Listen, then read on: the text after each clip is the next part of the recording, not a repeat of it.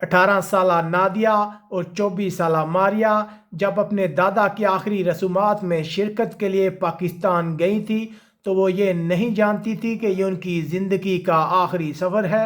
اب وہ کبھی برطانیہ لوٹ نہیں سکیں گے۔ السلام علیکم ناظرین، یورپ بھر سے تارکین وطن کی اہم خبروں، تبصروں اور ان کے تجزیات کے ساتھ میں ہوں آپ کا میزبان پرویز اقبال۔ اگر آپ نے ہمیں یوٹیوب چینل پر ابھی سبسکرائب نہیں کیا تو فوراً سبسکرائب کر لیں تاکہ آپ فیس بک کے علاوہ یوٹیوب پر بھی ہماری خبروں سے باخبر رہ سکیں۔ تو ذکر کرتے ہیں ان دو بہنوں کا جن کی ہلاکت ایک معمہ بنی ہوئی تھی۔ بہت سے لوگ سوالات کر رہے تھے۔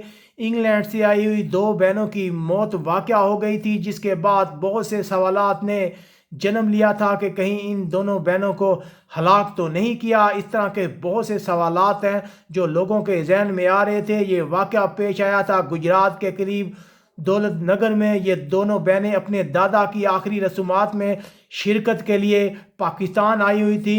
ان میں سے ایک بہن کا نام نادیہ تھا جس کی عمر 18 سال تھی، جبکہ دوسری بہن کا نام ماریہ تھا جس کی عمر تقریباً 24 سال تھی۔ یہ پاکستان کے شہر میرپور کے دورے پر تھی جب یہ واقعہ پیش آیا۔ ایک باتھ روم سے ان کی لاشیں ملی تھی، جس کے بعد بہت سی افواہیں اٹھی تھی، بہت سی افواہیں گردش کر رہی تھی کہ شاید ان بہنوں کو غیرت کے نام پر قتل کر دیا گیا، لیکن آج اس قتل کا معمہ حل ہو گیا ہے۔ پولیس کا کہنا ہے کہ ان دونوں بہنوں کی موت قدرتی تھی۔ ان دونوں بہنوں کی ہلاکت میں کسی کا کوئی ہاتھ نہیں ہے۔ ان دونوں بہنوں کی موت جو ہے وہ گیس کے سلنڈر کی وجہ سے ہوئی ہے۔ پولیس کا کہنا ہے کہ انہوں نے جائے وقوع پر معائنہ کیا ہے۔